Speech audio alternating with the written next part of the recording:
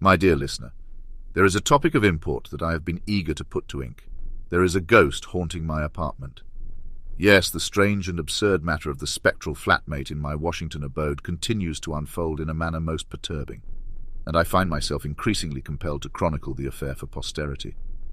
Perhaps this exercise in articulation is merely a manifestation of human folly, but it seems that my ethereal companion is determined to take up residence in the very fibre of my daily existence.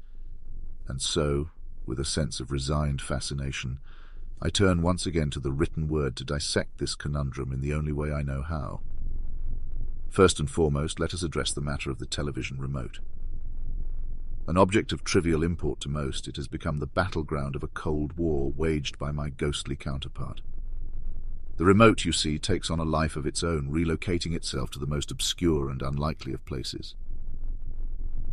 One might find it nestled among the silverware, or tucked between the pages of Proust, a location I can only interpret as a spectral commentary on the futility of modern entertainment.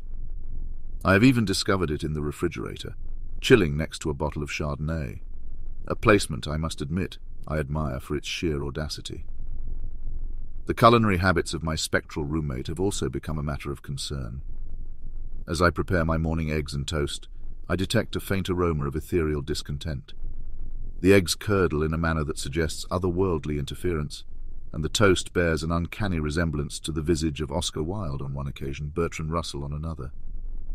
One can only assume this ghostly breakfast critique is intended to communicate something of grave import, though what precisely that might be remains tantalizingly elusive.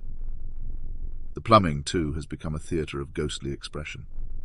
Faucets turn themselves on and off at the most inconvenient of times, and I have come to suspect that my spectral companion has developed a fondness for hot baths at the stroke of midnight.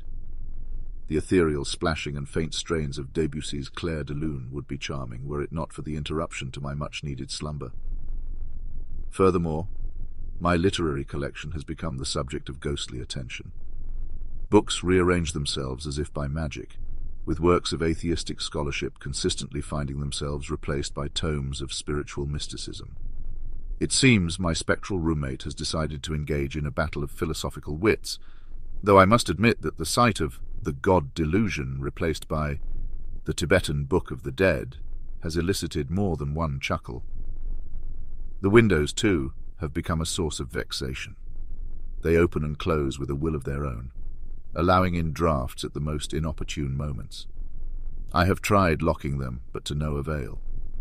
It seems my ghostly companion enjoys the brisk night air, or perhaps it's merely another attempt to communicate something ineffable through the medium of meteorological inconvenience. And then there's the matter of the clocks. Time, that most persistent and intractable of human constructs, has become a playground for my spectral tormentor. Clocks run fast, then slow, then fast again. Midnight strikes at midday, and midday at midnight. I have come to realize that my ghostly companion must exist outside the bounds of linear time, and I can only marvel at the complexity and inconvenience of a non-linear existence.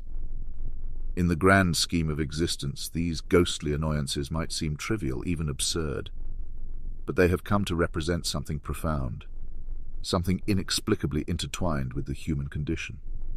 They are a reminder of the folly, the humor, the sheer unpredictability of existence. They are a ghostly mirror reflecting our own absurdities, our fears, our irrationalities. So here's to you, my spectral roommate. May your haunting continue to perplex, amuse, and infuriate in equal measure. May you continue to remind me of the delightful absurdity of the human condition. And should you tire of your ethereal existence, know that the door is always open. Or at least it will be once I've managed to unjam it from your latest spectral prank. In the meantime, the brandy's still in the cupboard and the remote's in the freezer. Cheers.